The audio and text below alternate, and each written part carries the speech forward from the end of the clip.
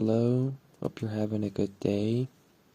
I would like to begin this video with a flashback to the previous video that I uploaded.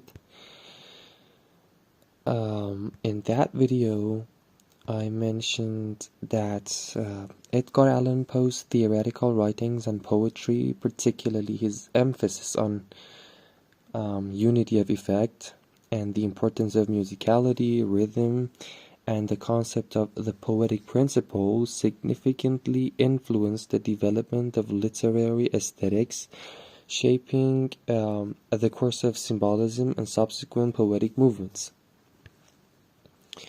Now, in today's video, I would like to elaborate a little bit more upon that saying of mine. And, let's go. Edgar Allan Poe, in his essays, wasn't just throwing around fancy words. He was trying to explain how poetry feels, how it works on us deep down. He believed that poetry's real job wasn't to teach us something or to tell us a story, but to create a sense of beauty. And he called this the poetic principle.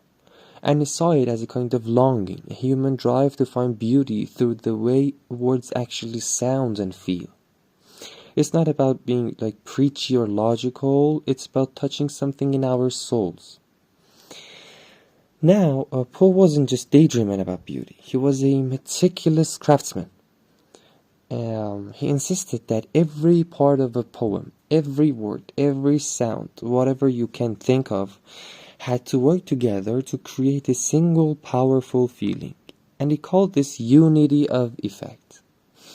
And you can simply think of it as like building a mood. You wouldn't mix happy colors with a somber melody, right?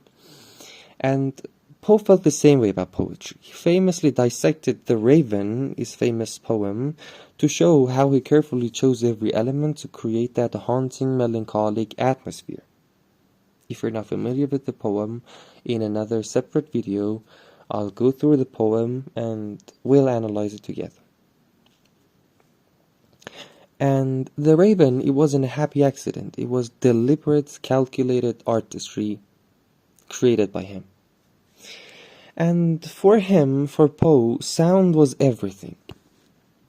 He treated words like musical notes, and he paid close attention to the rhythm and how they sounded together.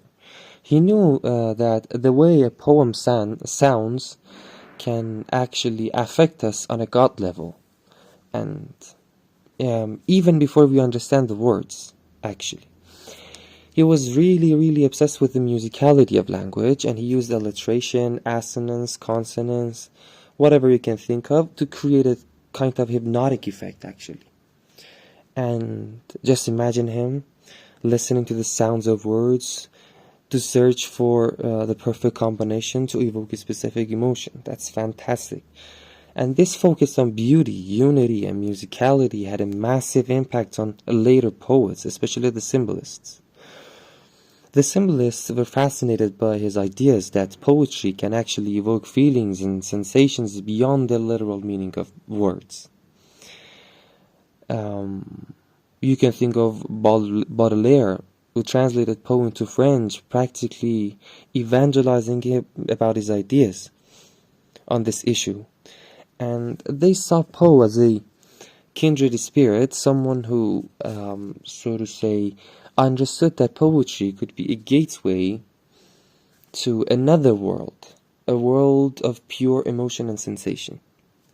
And even today, nowadays, Poe's ideas resonate, and his ideas are still, other poets are still thinking about how to use sound and rhythm to create powerful effect, how to craft a unified experience for the reader. And he reminds us that poetry isn't just about words on a page, it's about the emotional impact, the feeling it leaves behind. And he encourages and actually drives us to think about how poems feel, not just what they mean. It's a reminder that poetry, at its best, is an experience.